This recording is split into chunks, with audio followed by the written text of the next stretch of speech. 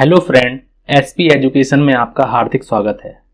आज की क्लास में हम लोग झारखंड पीजीटी की प्रैक्टिस सेट लेकर आए हैं और आज जो प्रैक्टिस सेट नंबर है वो है प्रैक्टिस सेट नंबर हम लोगों का 5 रहने वाला है। Practice set number 5। अभी तक हम लोगों ने 4 प्रैक्टिस सेट कर लिए थे और हम लोग आज करने वाले हैं 5वां प्रैक्टिस सेट। ये आप लोगों के सामने है। अगर आप लोगों को वीडियो अच्छा लगता है तो प्लीज वीडियो को लाइक जरूर करें और चैनल को सब्सक्राइब जरूर करें। ठीक है, एसपी एजुकेशन चैनल, इसको जरूर सब्सक्राइब करें आप लोगों के लिए ऐसे ही वीडियो में आगे लाता रहूंगा। सबसे पहली बात, इसमें क्वेश्चन नंबर 1 में लिखा हुआ है, क्वेश्चन नंबर 1 में कि जब रोकड़ 10,000, स्टॉक 25,000, विनियोग 5,000 और लेनदार 22,000, बैंक अधिविकर्ष 8,000, तो चालू अनुपात बताइए। चालू अनुपात का फॉर्मूला क्या होता है? सबसे पहले वही हम लोगों को पता करना होता है कि अगर चालू अनुपात पूछा गया है कि रोकड़ दी है, कैश दिया है 10,000, स्टॉक दिया है 25,000, इन्वेस्टमेंट 5,000 और क्रेडिटर्स 22,000 और बैंक ओवरड्राफ्ट जो दिए हैं वो दिए हैं 8,000। तो हमसे पूछा गया है कि आप हमें करंट रेशियो बताइए। तो करंट रेशियो जैसे बोलते हैं, चालू अनुपात को क्या बोलते हैं? चालू अनुपात। चालू अनुपात अगर हम लोग इसको इंग्लिश में बोलते हैं तो इसे बोलते हैं current ratio.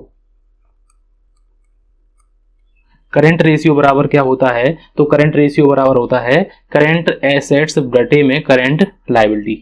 Current assets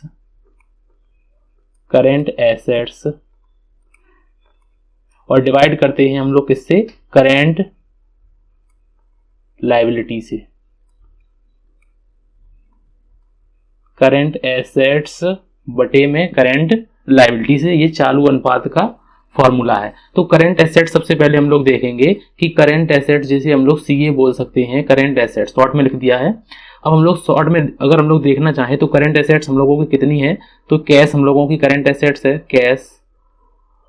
cash में हम लोगों ने लिख दिया है 10,000 रुपए। उसके बाद स्टॉक हम लोगों का कैश दिया है 10,000 रुपए और इसके बाद स्टॉक दिया है हम लोगों को, स्टॉक दिया है 25,000 रुपए और इन्वेस्टमेंट दिया है हम लोगों को 5,000 रुपए इन्वेस्टमेंट। तो टोटल अगर हम लोग करंट एसेट्स का करते हैं तो टोटल करंट एसेट्स हम लोगों को कितनी आएंगी? तो वो आएंगी हम लोगों की 40,000 रुपए। ठीक है, अब हम लोग करंट लायबिलिटी का अगर हम लोग टोटल करते हैं करंट लायबिलिटी का, तो करंट लायबिलिटी हम लोगों को कितनी है? तो क्रेडिटर्स है। क्रेडिटर्स कितना दिया है? 22,000 रुपए और हम लोगों को बैंक ओवरड्राफ्ट दिया है, वो दिया है 8,000 रुपए। तो अगर हम लोग टोटल करते हैं तो इनका आएगा 30,000 रुपए। ठीक है, अब अगर हम लोग करंट रेशियो निकालते हैं, करंट रेशियो बराबर CA बटे में CL। ठीक है, तो हम लोग क्या लिखेंगे? करंट एसेट्स हम लोगों को कितनी है? 40,000 रुपए और करंट लायबिलिटी कितनी है? तो वो है 30,000। तो ये 4 बिंदु यहाँ से कट, तो ये जो है करंट रेशियो बराबर आ गया 4:3। तो 4:3 जॉन ऑप्शन में है हम लोगों को, तो सी ऑप्शन बिल्कुल सही आंसर हो जाएगा, बिल्कुल सही आंसर हो जाएगा सी ऑप्शन। उसके बाद नेक्स्ट क्वेश्चन, और नेक्स्ट क्वेश्चन में लिखा हुआ है कि व्यक्तियों के विकास का निर्देशांक है। व्यक्तियों के विकास का अगर हम लोग निर्देशांक पूछते हैं तो वो कौन सा है? CPI है, HRI है, HDI है या फिर WPI है? तो व्यक्तियों के विकास का जो निर्देशांक है वो कौन सा है? इसका सही आंसर आप लोगों को बताना है कि इसका सही आंसर क्या हो जाएगा। व्यक्तियों के विकास का निर्देशांक है, तो व्यक्तियों के विकास का जो निर्देशांक है वो है सी ऑप्शन, बिल्कुल सही आंसर हो जाएगा। सी ऑप्शन बिल्कुल सही आंसर हो जाएगा। उसके बाद नेक्स्ट क्वेश्चन, और नेक्स्ट क्वेश्चन में लिखा हुआ है क्वेश्चन नंबर 3 में प्रबंधन के विस्तार का अर्थ है। प्रबंधन के विस्तार का अर्थ है एक अच्छी संस्था में विभाग होने चाहिए। एक अच्छी संस्था में विभाग होने चाहिए। प्रत्येक व्यक्ति के अधिकारों को स्पष्ट परिभाषित होना चाहिए। प्रत्येक कनिष्ठ के ऊपर एक वरिष्ठ होना चाहिए। एक प्रबंधक सीमित संख्या में कर्मचारियों को प्रबंधित कर सकता है। प्रबंधन के विस्तार की बात की जाती है। तो सी वाले का थ्री क्वेश्चन का सही आंसर आप लोगों को बताना है कि एक प्रबंधन के विस्तार का क्या सही अर्थ है, क्या अर्थ है इसका। तो इसका जो सही अर्थ है कि एक प्रबंधन में एक प्रबंधक जो होता है, एक मैनेजर जो होता है, उसको जो है सीमित संख्या होनी चाहिए कर्मचारियों, उसके नीचे जो नीचे कर्मचारी होते हैं, अधीनस्थ कर्मचारी होते हैं, उनकी संख्या सीमित होनी चाहिए। ये ऑप्शन बिल्कुल इसके विस्तार का बिल्कुल सही आंसर है। तो इसका जो सही आंसर है वो है डी ऑप्शन, बिल्कुल सही आंसर हो जाएगा। उसके बाद नेक्स्ट क्वेश्चन, और नेक्स्ट क्वेश्चन में लिखा हुआ है, क्वेश्चन नंबर 4 में लिखा हुआ है कि व्यक्ति करदाता की दशा में, एक व्यक्ति कोई है, इंडिविजुअल है, व्यक्ति करदाता है, ये करदाता लिखा हुआ है यहाँ पे, करदाता की दशा में अधिभार, जैसे सरचार्ज बोलते हैं, तभी लगाया जाएगा जब आय निम्न रकम से अधिक होगी। तो जो कर भार है, जो अधिभार है, वो कब लगाया जाता है? 1 लाख से अधिक पर, 1 करोड़ से अधिक पर, 10 लाख से अधिक पर, या फिर उपरोक्त में से कोई नहीं। तो इसका सही आंसर आप लोगों को बताना है। तो इसका जो सही आंसर है वो फिलहाल तो डी ऑप्शन है, तो इसका सही आंसर हो जाएगा डी ऑप्शन, बिल्कुल सही आंसर हो जाएगा कि एक व्यक्ति करदाता की दशा में अधिभार तभी लगाया जाएगा जब आयकर निम्न राशि से अधिक होगा। तो इसका सही आंसर है उपरोक्त में से कोई नहीं, इसका सही आंसर हो जाएगा। उसके बाद नेक्स्ट क्वेश्चन, और नेक्स्ट क्वेश्चन में लिखा हुआ है, क्वेश्चन नंबर 5 में लिखा हुआ है, 1 सेकंड, इसमें थोड़ा सा एरर है कि सकल हानि विक्रय मूल्य की 1/4 है। यहाँ पे विक्रय मूल्य की के बाद है यहाँ पे 1/4, तो विक्रय मूल्य होगा। तो विक्रय मूल्य, इसको सही आंसर आप लोगों को बताना है। तो विक्रय मूल्य क्या होगा? 90,000, 96,000, 1,20,000, 1,26,000। अब जैसे मान लो कि माना विक्रय की राशि x, ठीक, माना विक्रय की राशि x। अब हानि हुई है, तो हानि की दशा में क्या है? तो इसलिए हानि की दशा में क्या होगा? x डिवाइड बाई 4 होगा, ठीक है, x डिवाइड बाई 4 होगा। तो इसका राइट आंसर क्या होगा? तो इसको हम लोग 1 मान लेंगे यहाँ पे। तो इसका राइट आंसर क्या होगा? 0.25x, इसको यहाँ पे रख सकते हैं। उसके बाद अगर हम लोग व्यक्ति की बात करें तो विकृत माल की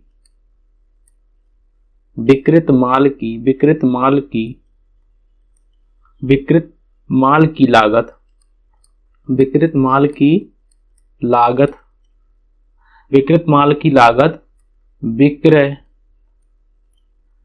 विक्रय प्लस हानि, तो इसमें जो है, इसमें लिखा हुआ है x प्लस 0.25x, तो यहाँ पे कितना हो जाएगा? तो यहाँ पे हो जाएगा 1.25x, ठीक है। और 1.25x बराबर यहाँ पे कितना दिया है? 1.25x बराबर दिया है 1,20,000। तो x बराबर का मान है हम लोगों का 1,20,000 डिवाइड बाई 1.25 यहाँ पे आ जाएगा। तो यहाँ पे जब 2 बिंदी हम लोग हटाएंगे, सॉरी दशमलव हटाएंगे, तो यहाँ पे 2 बिंदी लगाएंगे। अब बचे कितने हमारे पास? 1 2 3 4 5 6, और यहाँ पे बचे 125। इसको यहाँ से हम लोग जब डिवाइड करेंगे तो ये आएंगे हम लोगों के 96। तो इसका राइट आंसर होगा 96,000 रुपये, बिल्कुल सही आंसर हो जाएगा। उसके बाद नेक्स्ट क्वेश्चन, और नेक्स्ट क्वेश्चन में लिखा हुआ है, क्वेश्चन नंबर 6 में लिखा हुआ है कि आयकर के अति वरिष्ठ नागरिक वह व्यक्ति हैं जिसकी आयु निम्न से अधिक हो। एक होते हैं वरिष्ठ नागरिक, और एक होते हैं हम लोगों के अति वरिष्ठ नागरिक। तो इन दोनों की आयु बतानी है आप लोगों को, तो वो कितनी होती है? अति वरिष्ठ की नागरिक पूछी है, तो अति वरिष्ठ नागरिक की आयु कितने से अधिक होनी चाहिए? इसका सही आंसर आप लोगों को बताना है। 60 वर्ष, 75 वर्ष, 80 वर्ष, या फिर 82 वर्ष। तो इसका सही आंसर आप लोगों को बताना है। तो इसका जो सही आंसर है वो है हम लोगों का सी ऑप्शन, बिल्कुल सही आंसर हो जाएगा कि अति वरिष्ठ नागरिक की आयु जो होती है वो 80 से अधिक होती है। और अति वरिष्ठ नागरिक की अगर पूछा जाता है, देखो वरिष्ठ नागरिक की पूछा जाता है तो 60 से अधिक, 80 से कम, और अति वरिष्ठ की 80 से अधिक होती है। तो इसका सही आंसर क्या होगा, सी ऑप्शन बिल्कुल सही आंसर हो जाएगा। उसके बाद 7 नंबर क्वेश्चन, और 7 नंबर में लिखा हुआ है प्रबंधन द्वारा नियंत्रण का कार्य निम्नलिखित के बिना संभव नहीं है। प्रबंधन द्वारा नियंत्रण का कार्य किसके बिना संभव नहीं है, योजना के बिना, संगठन के बिना, कर्मचारी नियोजन के बिना, या फिर अभिप्रेरणा के बिना। तो नियंत्रण जो है वो इनमें से किसके बिना संभव नहीं है, इसका सही आंसर बताना है कि प्रबंधन में नियंत्रण का कार्य निम्न के बिना संभव नहीं है, तो वो किसके बिना संभव नहीं है, ए ऑप्शन बिल्कुल सही आंसर हो जाएगा कि वो योजना के बिना संभव नहीं है। उसके बाद नेक्स्ट क्वेश्चन, और नेक्स्ट क्वेश्चन में लिखा हुआ है क्वेश्चन नंबर 8 में लिखा हुआ है कि समविच्छेद बिंदु वह बिंदु है जहां ना तो लाभ होगा ना ही हानि होगी, दशांत व स्थिर लागत समान होगी, कुल आय कुल लागत के बराबर होती है, उपरोक्त सभी, मतलब कि उपयुक्त सभी जो है ये सही आंसर है समविच्छेद बिंदु के बारे में। तो समविच्छेद बिंदु के बारे में बिल्कुल सही आंसर है कि ये तीनों आंसर जो हैं वो सही आंसर हैं। जब समविच्छेद बिंदु की बात करेंगे तो आप लोगों को बताएंगे कि समविच्छेद बिंदु कैसा होता है, क्या क्या बातें आती हैं, लागत में हम लोगों को ये बातें पूछी जाती हैं, तो इनकी बातें हम लोग आगे करने वाले हैं। कॉस्ट अकाउंटिंग मैंने आप लोगों को 13 क्लासें करवा दी हैं, फाइनेंशियल अकाउंटिंग में 24 क्लासें करवा दी हैं, स्टैटिक्स में आपको 16 क्लासें करवा दी हैं। अगर ऑडिटिंग का पार्ट अगर है आप लोगों के, इनकम टैक्स में हम लोगों ने 7 क्लासें आप लोगों को करवा दी हैं। अगर आप लोग यहाँ पे देखना चाहें तो इनको जरूर देख सकते हैं, ठीक है। और प्रैक्टिस में आप लोगों की करा ही रहा हूँ, ठीक है। उसके बाद नेक्स्ट क्वेश्चन, और नेक्स्ट क्वेश्चन में लिखा हुआ है क्वेश्चन नंबर 9 में कि रूढ़िवादिता के सिद्धांत के अंतर्गत स्टॉक का मूल्यांकन किया जाता है बाजार मूल्य पर, लागत मूल्य पर, बाजार मूल्य या लागत मूल्य में जो कम हो, बाजार मूल्य या लागत मूल्य में जो अधिक हो। तो रूढ़िवादिता के सिद्धांत के अनुसार स्टॉक का मूल्यांकन कौन से मूल्य पर किया जाता है, इसका सही आंसर आप लोगों को बताना है। तो इसका जो सही आंसर है वो है सी ऑप्शन बिल्कुल सही आंसर हो जाएगा कि रूढ़िवादिता के सिद्धांत के अनुसार स्टॉक का जो मूल्यांकन होता है वो बाजार मूल्य और लागत मूल्य, कॉस्ट प्राइस और मार्केट प्राइस, वो दोनों में से जो कम होता है उस पर किया जाता है। तो इसका सही आंसर है सी ऑप्शन बिल्कुल सही आंसर हो जाएगा।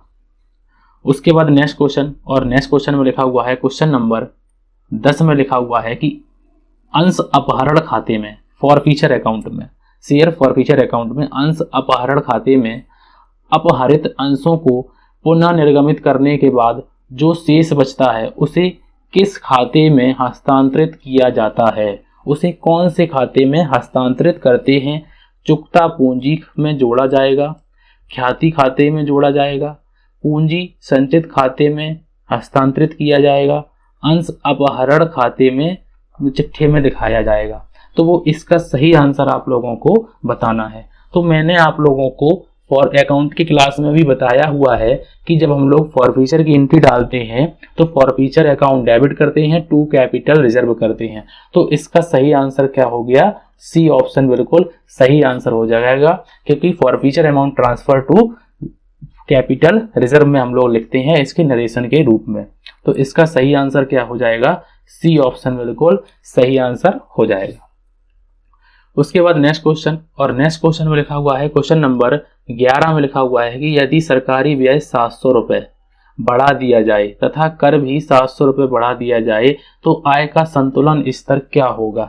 यदि सरकारी व्यय 700 बढ़े और कर भी 700 बढ़ा तो आय का संतुलन स्तर क्या होगा, 700 रुपये घट जाएगा, 700 रुपये बढ़ जाएगा, कोई परिवर्तन नहीं होगा, या फिर 1400 रुपये से बढ़ जाएगा। तो इसका सही आंसर आप लोगों को बताना है कि इसका सही आंसर क्या हो जाएगा।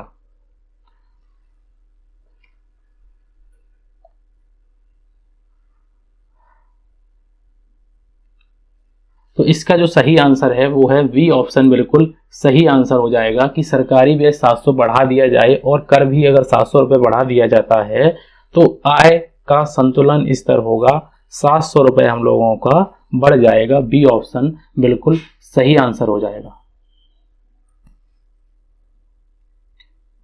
उसके बाद नेक्स्ट क्वेश्चन, और नेक्स्ट क्वेश्चन में लिखा हुआ है क्वेश्चन नंबर 12 में लिखा हुआ है कि व्यावसायिक उद्देश्य की समुचित परिभाषा क्या है? व्यावसायिक उद्देश्यों की समुचित परिभाषा क्या है? नए ग्राहकों का सृजन, अधिकतम लाभ प्राप्त करना, सामाजिक सेवा, फर्म की संपत्ति में वृद्धि। व्यावसायिक उद्देश्यों की सही परिभाषा क्या है, मतलब समुचित परिभाषा क्या है, इसका सही आंसर आप लोगों को बताना है कि व्यावसायिक उद्देश्यों की जो समुचित परिभाषा है वो है नए ग्राहकों का सृजन। ग्राहक आएंगे तभी तो प्रॉफिट होगा, तो नए ग्राहकों का सृजन की बात हम लोग करते हैं, इनमें उद्देश्य की बात करते हैं। उसके बाद 13 नंबर क्वेश्चन, और 13 नंबर में लिखा हुआ है कि कर्मचारियों के शिक्षा तथा गुणों के आधार पर वर्गीकरण को हम कहते हैं द्विमुखी वर्गीकरण, बहुमुखी वर्गीकरण, एकल वर्गीकरण या फिर समय वर्गीकरण, समय श्रेणी बोलते हैं। तो कर्मचारियों की शिक्षा और गुणों के आधार पर वर्गीकरण को क्या कहते हैं? द्विमुखी वर्गीकरण, बहुमुखी वर्गीकरण, एकल वर्गीकरण या फिर समय श्रेणी वर्गीकरण।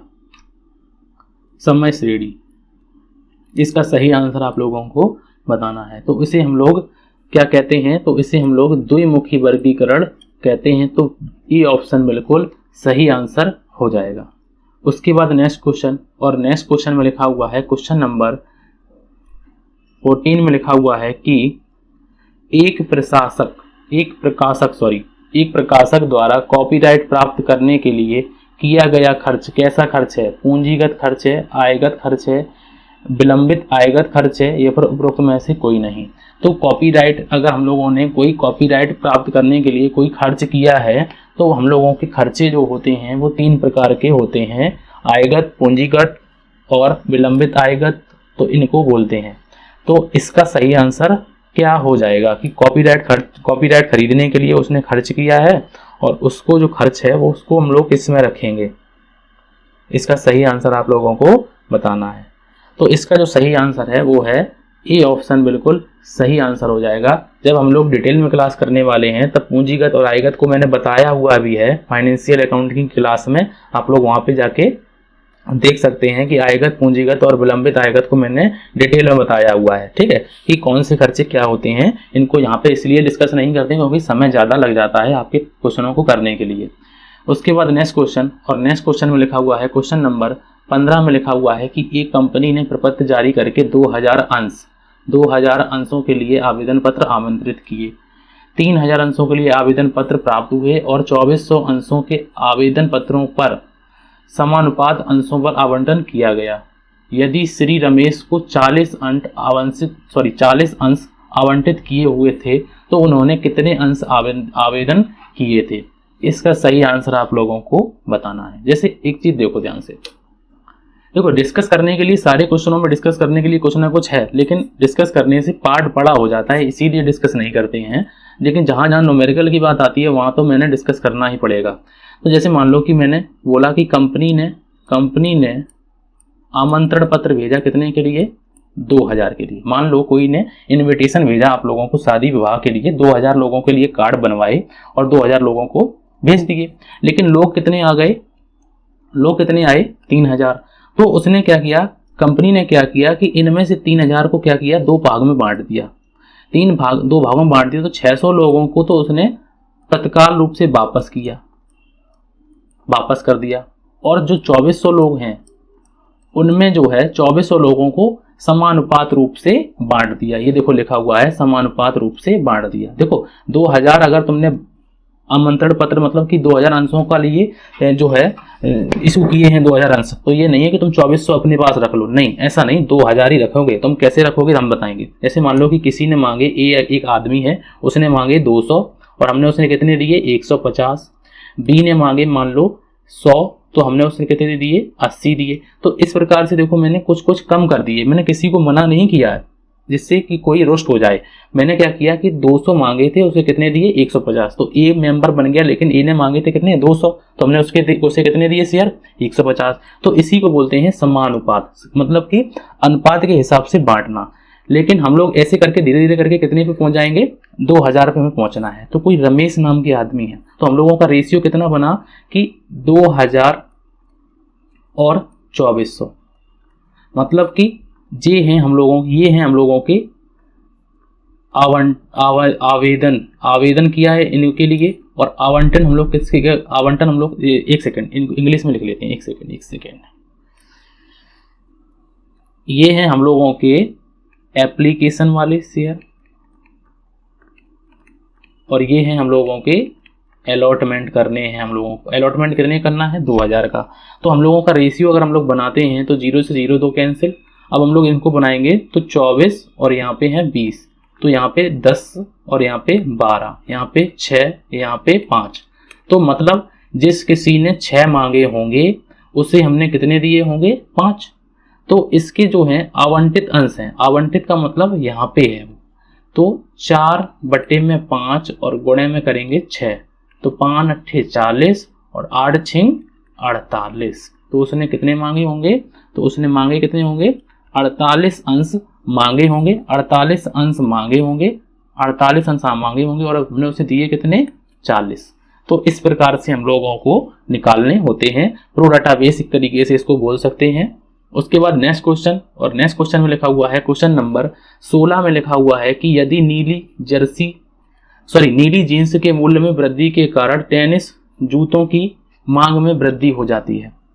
नीली जींस के मूल्य में वृद्धि हो जाने से टेनिस के जो जूते की मांग में वृद्धि हो जाती है। तो नीली जींस और टेनिस के जूते किस प्रकार की वस्तुएं होती हैं, तो उन्हें क्या बोलते हैं, अर्थशास्त्र का ये पार्ट है। पूरक वस्तुएं बोलते हैं, निकृष्ट वस्तुएं बोलते हैं, श्रेष्ठ वस्तुएं बोलते हैं, या फिर प्रतिस्थापन वस्तुएं बोलते हैं। कि एक वस्तु के मूल्य में वृद्धि हुई, एक वस्तु के मूल्य में वृद्धि हुई तो उसकी मांग में वृद्धि हुई, तो दूसरी वस्तु की मांग में वृद्धि हुई, तो इसे हम लोग क्या बोलेंगे, तो इसे हम लोग पूरक वस्तुएं बोलेंगे। तो ए ऑप्शन बिल्कुल सही आंसर हो जाएगा। इसका सही आंसर क्या होगा, ए ऑप्शन बिल्कुल सही आंसर हो जाएगा। उसके बाद नेक्स्ट क्वेश्चन, और नेक्स्ट क्वेश्चन में लिखा हुआ है कि शीघ्र अनुपात 1 सेकेंड, इसको थोड़ा देख लेते हैं। शीघ्र अनुपात दिया है 1:5:1 है, तथा शीघ्र संपत्तियां जो दी हैं वो हैं 30,000। शीघ्र दायित्व होंगे, तो शीघ्र दायित्व कितने होंगे, इसका सही आंसर आप लोगों को बताना है। तो यहाँ पे जो दिया है ये अनुपात नहीं है, यहाँ पे जो दिया है इसको हम लोग इस प्रकार से लिख सकते हैं कि शीघ्र अनुपात जो दिया है 1.5:1 दिया है, ठीक है। तो शीघ्र संपत्तियां तथा शीघ्र संपत्तियां कितनी दी हैं, 30,000। तो शीघ्र दायित्व बताने हैं आप लोगों को, इन्हें हम लोग क्या बोलते हैं, क्विक रेशियो बोलते हैं, क्विक रेशियो। तो हम लोग इसको भी लिख लेते हैं, क्विक रेशियो बराबर क्या होता है, तो क्विक रेशियो बराबर होता है क्विक एसेट्स बटे में क्विक लायबिलिटी। तो quick assets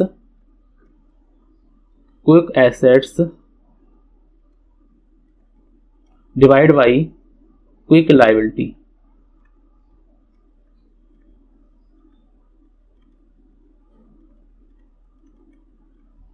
quick assets divide by quick liability. अब क्विक रेशियो कितना दिया है, तो वो दिया है, क्विक रेशियो कितना दिया है, 1.5 दिया है, ठीक है।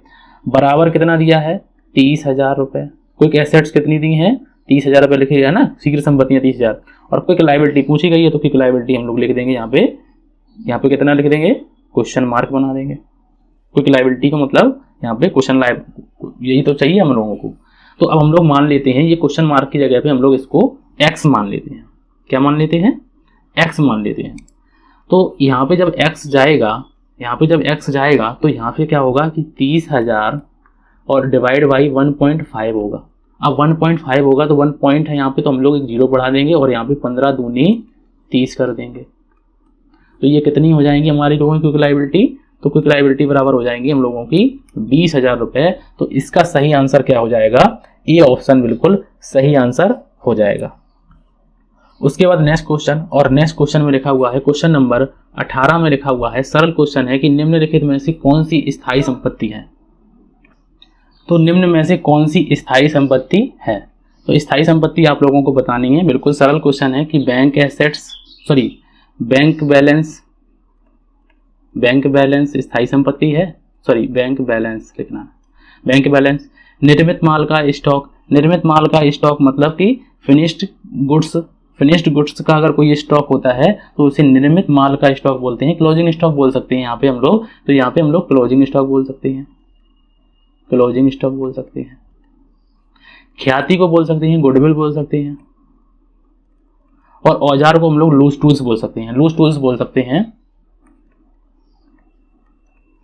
लूज टूल्स बोल सकते हैं। तो इनका सही आंसर आप लोगों को बताना है कि स्थायी संपत्ति इनमें से कौन सी है। तो बिल्कुल सही आंसर आप लोगों ने बताया कि सी ऑप्शन बिल्कुल सही आंसर है, कि क्योंकि गुडविल जो होती है वो हम लोगों की फिक्स एसेट्स में आती है, और फिक्स एसेट्स में जब आती है तो फिक्स एसेट हम लोगों की दो प्रकार की होती है, एक होती है टेंजिबल और एक होती है इनटेंजिबल। ठीक है, टेंजिबल में कौन सी आती हैं, जो हमें दिखाई देती हैं, और इनटेंजिबल में वो दिखाई जो जिन्हें हम लोग दिखाई नहीं देती हैं, प्लस हम लोग जिन्हें छू नहीं सकते और देख नहीं सकते। ठीक है, तो इसमें गुडविल, कॉपीराइट, पेटेंट और ट्रेडमार्क होती हैं, और इसमें हम लोग टेंजिबल में तो हम लोगों की बहुत सी होती हैं, लैंड, मशीन, बिल्डिंग, इस प्रकार से हम लोग इनको रख सकते हैं।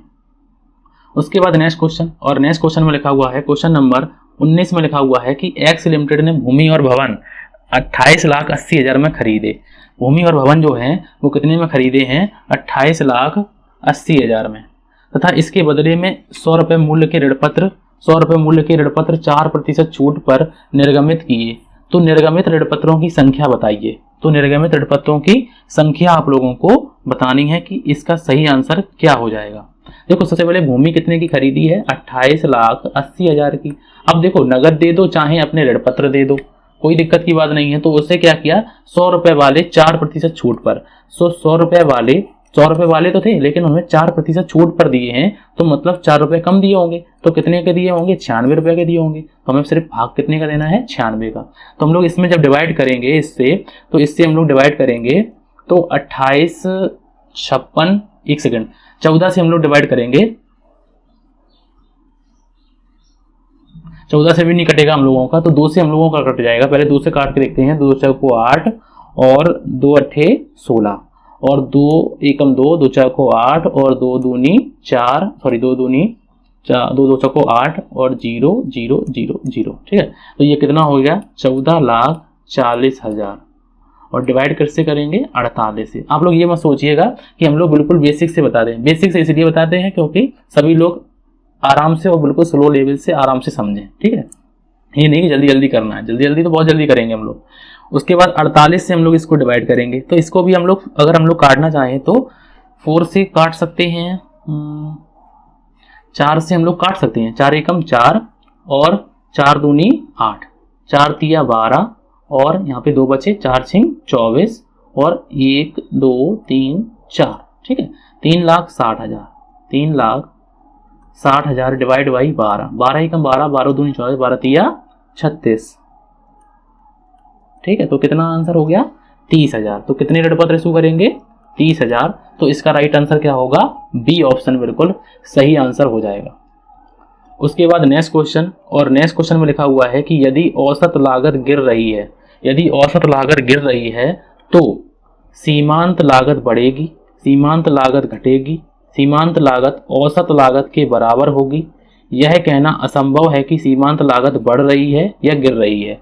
तो यदि औसत लागत गिर रही है, यदि औसत लागत जो है, एवरेज कॉस्ट जो है वो गिर रही है, तो सीमांत लागत क्या होगी, तो सीमांत लागत हम लोगों की घटेगी। क्या होगी, घटेगी। इसका सही आंसर है बी ऑप्शन बिल्कुल सही आंसर हो जाएगा। उसके बाद नेक्स्ट क्वेश्चन, और नेक्स्ट क्वेश्चन में लिखा हुआ है क्वेश्चन नंबर 21 में कि यदि लाभ विक्रय मूल्य का 25% है, ये रिपीटेड क्वेश्चन है, ये मैंने करवा दिया है। यदि लाभ विक्रय मूल्य का 25% है तो लागत पर लाभ का प्रतिशत ज्ञात कीजिए। तो लागत पर आप लोगों को प्रतिशत ज्ञात करना है।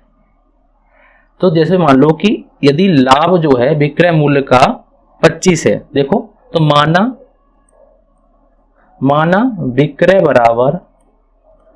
विक्रय बराबर 100।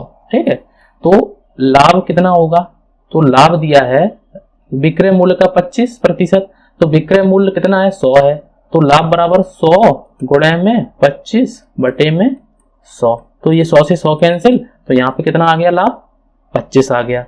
अब आप कहेंगे कि यहाँ पे जो है अगर हम लागत पूछें, आपसे लागत पूछें, तो आप कहेंगे कि विक्रय में से लाभ माइनस कर दो, तो आप लोगों की लागत आएगी। तो 100 माइनस अगर हम लोग 25 करें, तो हम लोगों की चीज कितने में बनी हुई है, 75 में। तो अब लाभ को जो प्रतिशत पूछा है वो 75 पे पूछा है, तो 25 तो हम लोगों का लाभ है, डिवाइड किसने करेंगे 75 से, डिवाइड और गुणा कितने करेंगे 100 से। तो 25 दिया 75 और 3 से अगर हम लोग काटेंगे तो ये आंसर होगा हम लोगों का, ये जो आंसर लिखा हुआ है ये लिखा हुआ है 33.33%। ये आंसर यहाँ पे गलत लिखा हुआ है। तो इसका राइट आंसर क्या होगा कि ये डी ऑप्शन बिल्कुल सही आंसर हो जाएगा, क्योंकि 3 को इससे हम लोग डिवाइड करेंगे। तो इसका राइट आंसर क्या होगा, डी ऑप्शन बिल्कुल सही आंसर हो जाएगा। उसके बाद नेक्स्ट क्वेश्चन, और नेक्स्ट क्वेश्चन में लिखा हुआ है, क्वेश्चन नंबर 22 में लिखा हुआ है कि धन को अपने पास रखने की अवसर लागत का निर्धारण होता है। धन को अपने पास रखने की अवसर लागत जो होती है उसे हम लोग किस प्रकार से रखते हैं, मुद्रास्फीति दर से, सकल उत्पाद दर से, ब्याज दर से, छूट दर से। तो धन को अपने पास रखने की जो अवसर लागत होती है उसको हम लोग किस प्रकार से उसका निर्धारण किया जाता है।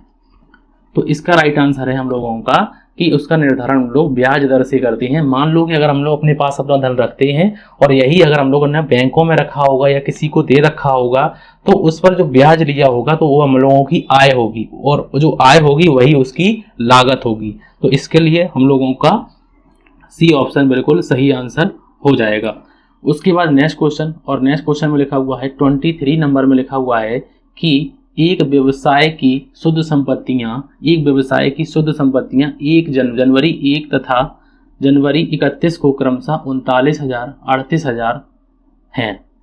व्यवसाय के मालिक द्वारा जनवरी में 2,000 और विनियोजित किए गए 6,000 आहरित किए गए हैं। मतलब कि 2,000 उन्होंने लगाए हैं और 6,000 निकाले हैं। जनवरी माह की शुद्ध आय क्या है, जो जनवरी माह की आप लोगों को शुद्ध आय बतानी है कि शुद्ध आय क्या होगी। जनवरी माह की आप लोगों को शुद्ध आय बतानी है कि शुद्ध आय क्या होगी।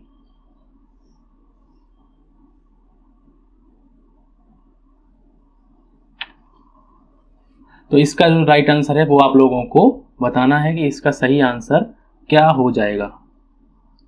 तो देखो हम लोग इसको निकालते हैं और इसको निकालने के बाद हम लोग करते हैं। तो इसका जो है इसको आप लोग होमवर्क में ले लिए, ठीक है, इसको आप लोग होमवर्क में कीजिएगा। ये मैंने आप लोगों को होमवर्क में क्वेश्चन दिया है कि इसका सही आंसर आप लोगों को निकाल के बताना है कि इसका सही आंसर क्या होगा। उसके बाद नेक्स्ट क्वेश्चन, और नेक्स्ट क्वेश्चन में लिखा हुआ है, क्वेश्चन नंबर 24 में लिखा हुआ है कि भारत में ढांचागत सुविधाओं के अंतर्गत सम्मिलित नहीं है। भारत में ढांचागत सुविधाओं के अंतर्गत सम्मिलित नहीं है शिक्षा, बीमा, ऊर्जा और परिवहन। भारत में ढांचागत सुविधाओं के अंतर्गत सम्मिलित नहीं है। तो इसका राइट आंसर आप लोगों को बताना है कि इसका राइट आंसर क्या हो जाएगा। तो इसका राइट आंसर क्या हो जाएगा, बी ऑप्शन बिल्कुल सही आंसर हो जाएगा। उसके बाद नेक्स्ट क्वेश्चन, और नेक्स्ट क्वेश्चन में लिखा हुआ है, क्वेश्चन नंबर 25 में लिखा हुआ है कि मूल्य वृद्धि के समय स्कंद मूल्यांकन के किस तरीके के अंतर्गत चालू संपत्तियों का निचले मूल्य पर मूल्यांकन होगा। तो मूल्य वृद्धि के समय अगर मूल्य बढ़ रहे हो तो स्कंद मूल्यांकन मतलब स्टॉक के वैल्यूएशन में हम लोग कौन सी विधि सबसे बढ़िया रहती है, लीफो, फीफो, साधारण औसत विधि या फिर उपरोक्त में से कोई नहीं। तो इसका राइट आंसर है लीफो विधि, इसका सही आंसर हो जाएगा लीफो। ई ऑप्शन बिल्कुल सही आंसर हो जाएगा। उसके बाद नेक्स्ट क्वेश्चन, और नेक्स्ट क्वेश्चन में लिखा हुआ है 26 नंबर में कि निम्न में से कौन सी आर्थिक सूचकांक है। आर्थिक सूचकांक विषमता, माध्यिका सूचकांक संख्या या फिर वोस्टिक। तो इनमें से कौन सी आर्थिक सूचकांक है। तो इसका जो सही आंसर है वो है सी ऑप्शन बिल्कुल सही आंसर हो जाएगा। उसके बाद नेक्स्ट क्वेश्चन, और नेक्स्ट क्वेश्चन में लिखा हुआ है 27 नंबर में कि बैंक अधिविकर्ष को वर्गीकृत करना चाहिए। बैंक अधिविकर्ष को हम लोग वर्गीकृत करते हैं, कहाँ करते हैं, चालू संपत्तियों में, चालू दायित्व में, स्थायी संपत्तियों में या फिर स्थायी दायित्व में। तो बैंक जो अधिविकर्ष को हम लोग रखते हैं तो वो हम लोग कहाँ रखते हैं, चालू दायित्व में रखते हैं। तो बी ऑप्शन बिल्कुल सही आंसर हो जाएगा। उसके बाद नेक्स्ट क्वेश्चन, और नेक्स्ट क्वेश्चन में लिखा हुआ है कि से के बाजार के नियम के अनुसार पूंजी मांग के बराबर नहीं होता है। पूर्ति अपनी मांग स्वयं उत्पन्न करती है, मांग अपनी पूर्ति स्वयं उत्पन्न करती है। पूर्ति मांग से अधिक होती है। तो इसका जो राइट आंसर है वो है बी ऑप्शन बिल्कुल सही आंसर हो जाएगा। इसका जो डिटेल में क्लास है वो हम लोग इसको जब हम लोग डिस्क्राइब करेंगे तब आप लोगों को करके दिखाएंगे। तो आज की क्लास में मैंने आप लोगों को 28 क्वेश्चन कराए हैं। इस सेट में 2 क्वेश्चन कम थे, कोई नहीं, अगले सेट में जब हम लोग लेकर आएंगे तो 32 क्वेश्चन को लेकर आएंगे। अगर आप लोगों को क्लास अच्छी लगी तो प्लीज़ चैनल को सब्सक्राइब जरूर करें एसपी एजुकेशन को। मैं आप लोगों के लिए ऐसे ही वीडियो आगे लाता रहूँगा। अगर आप लोगों ने क्लासों को नहीं देखा है, जो मैंने क्लासें करवाई हुई हैं तो प्ले लिस्ट में बनाई हुई हैं, आप लोग वहाँ से जाके देख सकते हैं। कॉर्पोरेट में 6 क्लासें हो गई हैं, इनकम टैक्स में 6 क्लासें 7 क्लासें हो गई हैं, फाइनेंशियल अकाउंटिंग में 24 क्लासें हो गई हैं और बहुत सी क्लासें मैंने आप लोगों को करा दी हैं। तो प्लीज़ वहाँ पे जाके देख सकते हैं। आप लोगों के लिए बहुत सी क्लासें मैंने करा दी हैं और ऐसी प्रैक्टिस सेट आप लोगों के लिए डेली कराते रहेंगे। तो आज की क्लास के लिए थैंक यू फॉर वॉचिंग।